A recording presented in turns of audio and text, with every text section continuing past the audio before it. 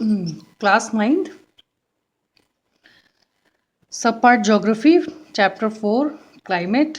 Last video में हमने आपको क्लाइमेट के बारे में बताया था कि क्लाइमेट और वेदर में क्या डिफरेंस होता है, मॉनसून शब्द का इस्तेमाल कैसे किया गया, कहाँ से आया, ये सारी बातें। और उसके बाद क्या क्या एलिमेंट्स होते हैं जो हमारे क्लाइमेट को कंट्रोल करते हैं, इस बारे में। ठीक है, आज मैं आपको क्लाइमेटिक कंट्रोल्स के जो मेजर एलिमेंट्स हैं उनके बारे में बताती हूँ। आपकी एनसीईआरटी की बुक है, पेज नंबर है 27। क्लाइमेटिक कंट्रोल्स यानी जलवायवीय नियंत्रक। There are 6 major controls of the climate of any place, यानी किसी भी स्थान की जलवायु को स्टडी करने के लिए 6 मेजर कंट्रोल हमें देखने होते हैं। They are latitude, altitude, pressure and wind system, distance from the sea, ocean currents and relief features. ये होते हैं, ये 6 एलिमेंट्स हैं। Due to the curvature of the earth, the amount of solar energy received varies according to latitude.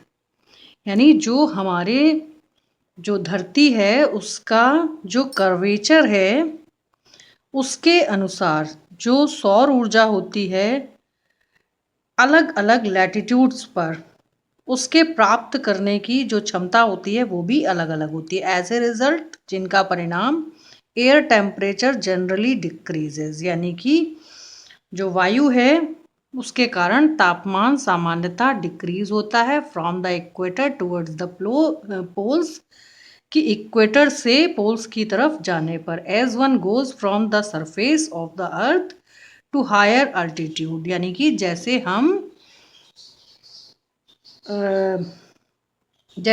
Earth surface से higher altitudes की ओर बढ़ते हैं, the atmosphere becomes less dense, temperature decreases. वैसे वैसे जो हमारा एटमॉस्फेयर होता है लेस डेंस मीन्स कम सघन या कम घना होता है, और टेम्परेचर की जो मात्रा है वो डिक्रीज होने लगती है, घटने लगती है। The hills are therefore cooler, यहाँ पर जो पहाड़ियाँ मौजूद होती हैं उन पे मौसम ठंडा रहता है ड्यूरिंग समर्स, गर्मियों के दौरान। The pressure and wind system of any area depend on the latitude and altitude of the place, यानी किसी स्थान पर हवा का जो दबाव होता है या उस हवा के दबाव बनने का जो सिस्टम होता है वो पूर्णतः डिपेंड करता है लैटिट्यूड एंड ऑल्टीट्यूड के हिसाब से। Thus it influences the temperature and rainfall pattern, यानी यद्यपि क्या होता है कि टेम्परेचर और रेनफॉल पैटर्न जो है इसको इन्फ्लुएंस करता है, प्रभावित करता है।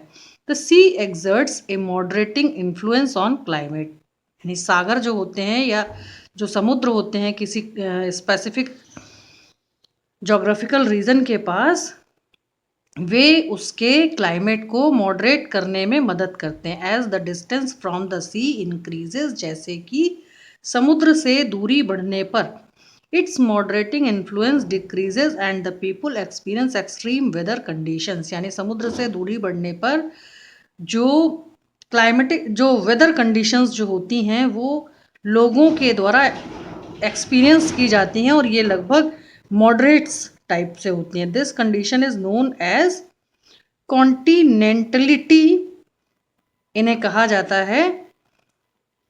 नेक्स्ट होती हैं ओशियन करेंट्स, इनको हम कहते हैं महासागरीय धाराएं।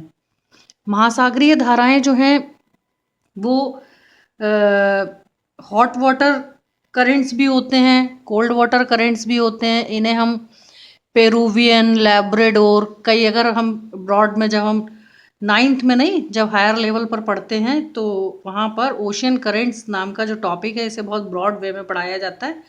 तो इसका मतलब ये है कि इक्वेटर से जो हमारा साउथर्न पार्ट है वहाँ पर जो जलधाराएं हैं समुद्र की, वे कैसी होती हैं? गर्म जलधाराएं होती हैं, क्योंकि इक्वेटर के आसपास सूर्य की किरणें तेजी से पड़ती हैं, सीधी पड़ती हैं, जिसके कारण से। और जब हम इसके अपर पार्ट में यानी नॉर्दर्न हेमस्फीयर में बढ़ते हैं तो क्या होता है कि जो महासागरीय धाराएं हैं वो ठंडा पानी यहाँ पर महसूस किया जाता है। अलॉन्ग विद ऑन शोर winds affect the climate of the coastal areas, यानी इसी प्रकार की जो हवाएं हैं, जो ऑनशोर विंड्स होती हैं, वे क्लाइमेट को, कोस्टल एरियाज की क्लाइमेट को प्रभावित करती हैं। For example in A coastal area with warm और कोल्ड करेंट्स, यानी कोई भी तटीय क्षेत्र जो महासागरीय धाराओं के कारण ठंडा और गर्म होता है, flowing past it will be warmed और cooled if the winds are on shore, यानी कि जल से थल की ओर और थल से जल की ओर चलने वाले जो पवनें होती हैं वो तय करती हैं कि जो महासागरीय धाराएं होंगी उनका जो प्रारूप है वो क्या होगा।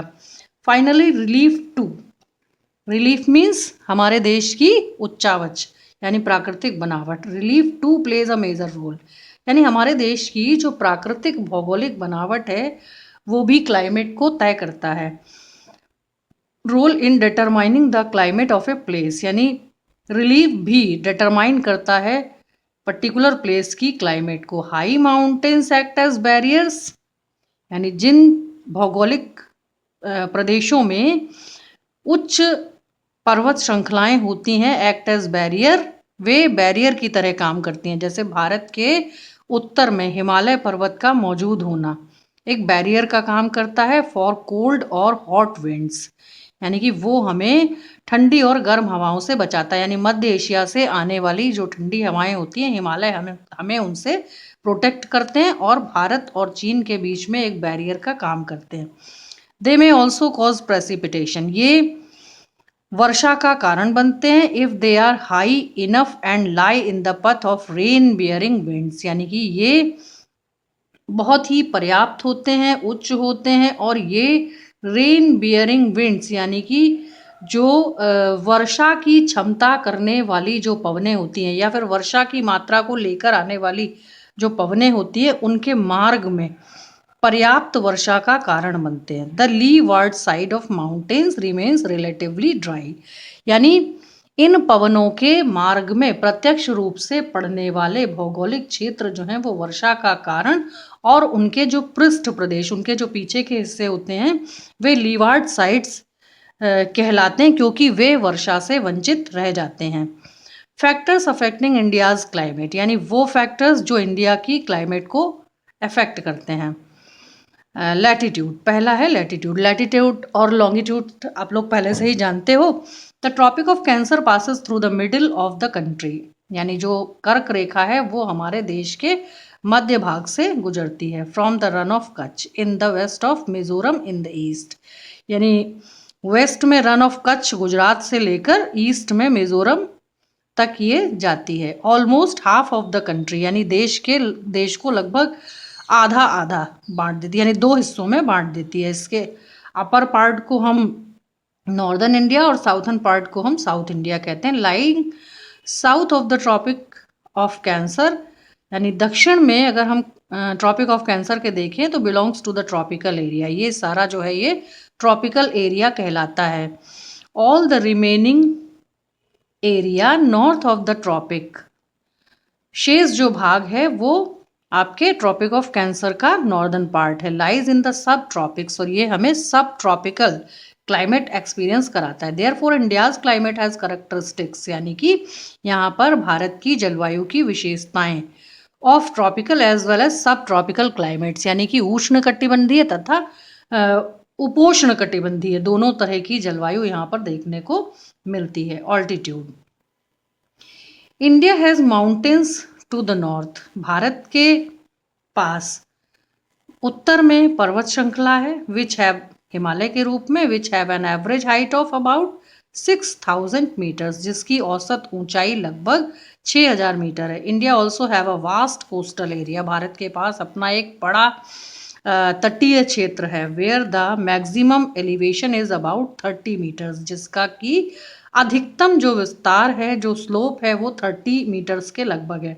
The Himalayas prevent the cold winds, Himalaya जो हैं वो हमें सेंट्रल एशिया से आने वाली ठंडी हवाओं से बचाते हैं from entering the sub continent, क्योंकि हिमालय ही भारतीय उपमहाद्वीप में सेंट्रल एशिया से आने वाली इन हवाओं को रोकने में बाधा का काम करते हैं। It is because of these mountains that this subcontinent experiences comparatively milder winters as compare to central Asia. यानी ये जो भौगोलिक क्षेत्र है जहाँ पर हिमालय की श्रृंखला है, वो श्रृंखला हमें भारतीय उपमहाद्वीप में सेंट्रल एशिया की तुलना में माइल्ड विंटर्स एक्सपीरियंस कराती है। अगर वो अपने स्थान पर स्थित ना होते तो शायद भारत एक कोल्ड डेजर्ट होता या बहुत ही कोल्ड पार्ट ये होता।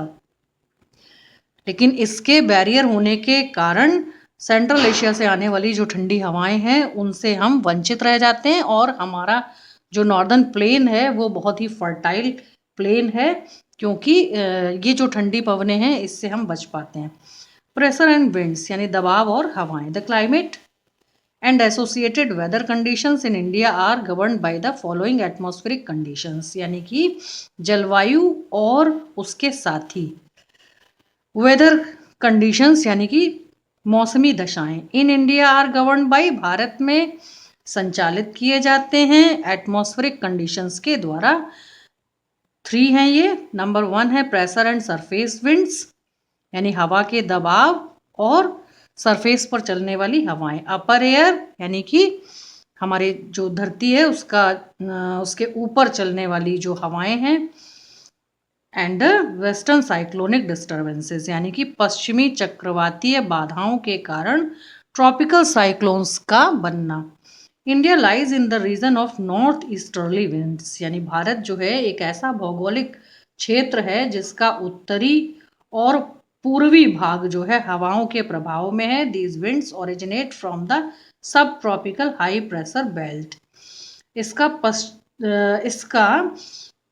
उष्णकटिबंधीय जो हिस्सा है उच्च हवा के दबाव के कारण ओरिजिनेट होता है belt of the northern hemisphere, जो कि नॉर्दर्न हेमिस्फीयर का एक पार्ट है।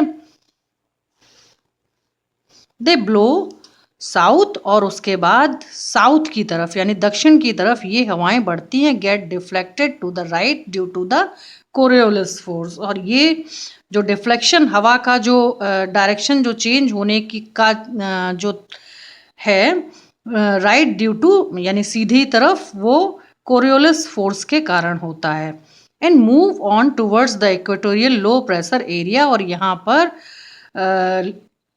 भूमध्य सागरीय निम्न हवा का दबाव बनता है। Generally these winds carry very little moisture यानी कि सामान्यतः यहाँ पर हवा का बहुत ही कम दबाव देखने को मिलता है, साथ ही मॉइस्चर की मात्रा अधिक होती है। As they originate and blow over land. और ये यानी स्थल से उठने वाली और स्थल से बहने वाली हवाएं होती हैं। देयरफॉर दे ब्रिंग लिटिल और नो रेन यानी ये बहुत कम या ना के बराबर वर्षा लाती हैं। Hence India should have been an arid land यानी जिसके कारण कि भारत जो है वो एक एरिड लैंड यानी भारत का जो एक पार्ट है वो एरिड लैंड में शुष्क क्षेत्र है। But it is not so. Let us see why यानी अब हम देखते हैं कि ऐसा क्यों है। और पहले ये देखते हैं कि कोरियोलिस फोर्स क्या है। The apparent force caused by the earth rotation. The Coriolis force is responsible for deflecting winds towards the right in the northern hemisphere and towards the left in the southern hemisphere. This is also known as Farrell's law। यानी Farrell के नियम के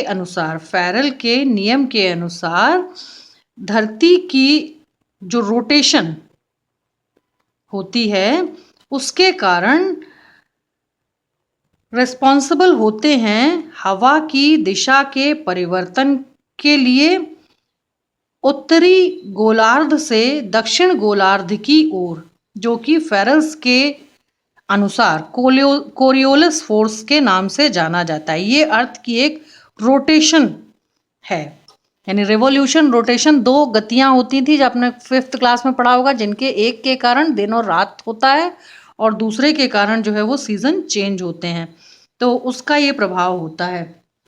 the pressure and wind conditions over India are unique यानी भारत जो है एक बहुत ही अनोखा पार्ट है the pressure and wind conditions, किसके कारण? हवा के दबाव और हवा की दशाओं के कारण। ड्यूरिंग विंटर यानी शीतकाल के दौरान there is a high pressure area, यहाँ पर उच्च हवा का दबाव बनता है। North of the Himalayas, Himalaya के उत्तरी क्षेत्र में। Cold dry winds blow from this region to the low pressure area, यानी कि ठंडी हवाओं का प्रभाव भी इस प्रदेश को पर पड़ता है लो प्रेशर एरिया होने के कारण। Over the oceans to the south, क्योंकि महासागर के ऊपर का जो हिस्सा है वे साउथ की ओर। इन समर, ग्रीष्मकाल में a low pressure area develops over interior Asia, यानी एक निम्न हवा का क्षेत्र विकसित होता है एशिया के इंटीरियर यानी आंतरिक भाग में, as well as over north western India और तथा भारत के उत्तरी पश्चिमी हिस्से में। This causes a complete reversal of the direction of winds, जिसके कारण जो हवा की चलने की जो गति है, दिशा है, वो बदल जाती है। ड्यूरिंग समर, गर्मी के दिनों में, air moves from high pressure, यानी हवा जो है वो हाई प्रेशर उच्च हवा के दबाव क्षेत्रों की ओर प्रवाहित होती है। Over the southern Indian ocean, यानी कि दक्षिणी हिंद महासागर की ओर। इन ए साउथ ईस्टर्ली डायरेक्शन, और ये दक्षिणी पूर्वी दिशा होती है। क्रॉसेस द इक्वेटर, जो कि इक्वेटर को क्रॉस करती हुई आती है। एंड टर्न्स राइट, और उसके बाद राइट हैंड की तरफ मुड़ जाती है। Towards the low pressure areas, यहाँ पर निम्न हवा के दबाव क्षेत्रों ने मिलते हैं। ओवर द इंडियन सब कॉन्टिनेंट, भारतीय उपमहाद्वीप के पास। These are known as the south west monsoon winds, इन्हीं पवनों को हम दक्षिणी पश्चिमी मानसूनी हवाओं के नाम से जानते हैं। These winds blow over the warm oceans, ये हवाएं गर्म महासागरों से टकराकर आती हैं। गैदर मॉइस्चर, अपने अंदर नमी धारण करती हैं। And bring widespread rainfall, और बहुत अधिक वर्षा का कारण बनती हैं। Over the mainland of India, भारत के मुख्य भूभाग पर। An upper air circulation in this region is dominated by a westerly flow, यानी यहाँ पर एक ऐसा क्षेत्र भी विकसित होता है जहाँ पर अपर एयर सर्कुलेशन होता है। Dominated by a westerly flow, यानी पश्चिम की ओर से आने वाली हवाओं का ये प्रभाव क्षेत्र होता है। An important component of this flow is the jet stream, यानी कि ये एक बहुत ही महत्वपूर्ण प्रवाहित होने वाली जेट स्ट्रीम नाम की हवा है। These jet streams are located approximately over 27 degree to 30 degree north latitude, यानी कि लगभग 27 डिग्री से लेकर 30 डिग्री उत्तरी जो लैटिट्यूड है हमारा, उस पर ये हवाएं प्रवाहित होती हैं। Therefore they are known as sub tropical westerly jet streams, यानी कि पश्चिमी उष्णकटिबंधीय क्षेत्रों में प्रवाहित होने वाली हवाएं हैं। ओवर इंडिया, भारत के ऊपर। These jet streams blow south of the Himalayas, ये भारत के हिमालयी क्षेत्र के दक्षिणी हिस्सों में प्रवाहित होती हैं। All through the year accept in summer, यानी कि लगभग पूरे वर्ष में ग्रीष्मकाल के को छोड़कर। The western cyclonic disturbances experienced, पश्चिमी चक्रवातीय बाधाएं इस समय अनुभव की जाती हैं। In the north and north western parts of the country, यानी कि उत्तरी पश्चिमी और उत्तरी हिस्सों में देश के। Brought in by this westerly flow, यानी कि पश्चिम से चलने वाली इन हवाओं के कारण। इन समर, गर्मियों में, द सब tropical westerly jet streams move north to the Himalayas, यानी हिमालय के नॉर्थ यानी उत्तरी क्षेत्र में ये बहती हैं। With the apparent movement of the sun, यानी कि सूर्य के प्रभाव के कारण। As an easterly jet stream called the सब tropical easterly jet stream blows over peninsular India, और ये जो हैं ये उष्णकटिबंधीय हवाएं हैं जो जेट स्ट्रीम के रूप में प्रायद्वीपीय भारत के ऊपर प्रवाहित होती हैं। Approximately over 14 degree north during the summer months, यानी कि लगभग 14 डिग्री नॉर्थ पर गर्मियों के माह में। ठीक है, नेक्स्ट मैं आपको नेक्स्ट वीडियो में इसका पार्ट बताऊंगी। तो अपना ये चैप्टर था जिसमें मैंने आपको जेट स्ट्रीम बताया। जेट स्ट्रीम जो है वो एक बार उसको और डिस्क्राइब कर देते हैं। These are a narrow belt of jet stream किसे कहते हैं? These are a narrow belt, यानी ये एक नैरो मीन्स होता है संकीर्ण, बेल्ट मीन्स पेटी ऑफ हाई एल्टीट्यूड, यानी जहां पर समुद्र तल से जो ऊंचाई है वो होती है अबव 12,000 मीटर। यहाँ पर वेस्टर्ली विंड्स, यहाँ पर पश्चिमी हवाएं इन द ट्रोपोस्फियर, ट्रोपोस्फियर से जो पश्चिमी हवाएं आती हैं, देयर स्पीड वेरीज, इनकी जो गति होती है वो अलग अलग होती है, अबाउट 110 किलोमीटर पर आवर।